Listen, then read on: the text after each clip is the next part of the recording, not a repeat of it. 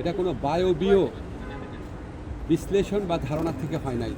এটা একটা সত্যিকারের ঘটনার থেকে হয়েছে, যেখানে আমাদের দেশের একজন সেরা প্লেয়ারকে উগ্রবাদীদের কাছে মাথা নত করে ভারতীয় ক্রিকেট বোর্ড তাকে ভারত থেকে বের করে দিচ্ছে, সোজা করে বের করে দিতে বলেছে। তো এখন আইসিসি যে টুর্নামেন্টটা তো ভারতেই হবে। আইসিসি আমাদেরকে যতই বলুক নিরাপত্তা আশঙ্কা নেই, আইসিসি নামে তো আলাদা কোনো দেশ নাই। যেই দেশে আমার একটা প্লেয়ার নিরাপত্তা পায় নাই, এবং যেই দেশে ভারতীয় ক্রিকেট বোর্ড সরকারের একটা এক্সটেন্ডেড পার্ট, তারাই আমার প্লেয়ারকে উগ্রবাদীদের চাপে নিরাপত্তা দিতে ব্যর্থ বা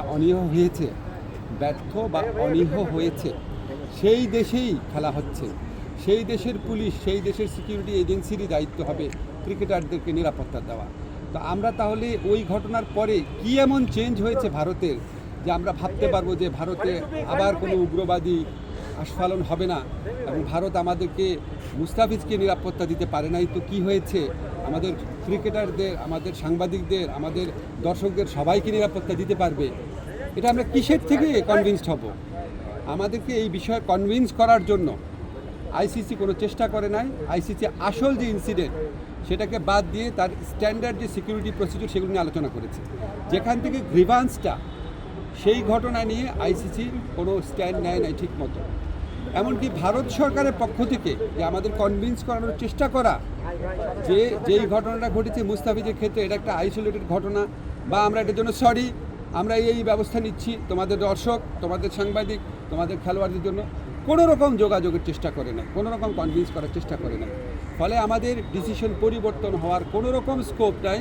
আমরা এখনও আশা করব, আমরা মনে করি আমরা আইসিসি থেকে সুবিচার পাই নাই, আমরা এখনও আশা করব আইসিসি সুবিচার করবে। আমাদের যে বিশ্বকাপ খেলার যে অধিকার, যেটা শ্রীলঙ্কাতে আমাদের খেলার সুযোগ রয়েছে, এরকম বহু নজির পৃথিবীতে আছে যে অন্য একটা ভেন্যুতে সিকিউরিটি রিস্কের কারণে খেলা হচ্ছে, আমাদের এখানে জেনুইন সিকিউরিটি রিস্ক আছে। আমরা এখনও আশা ছাড়ি নাই, আমরা আশা করব আইসিসি আমাদের জেনুইন সিকিউরিটি রিস্কটা সুবিবেচনার সাথে নিয়ে আমাদেরকে শ্রীলঙ্কায় খেলার সুযোগ করে দেবে বিশ্বকাপ।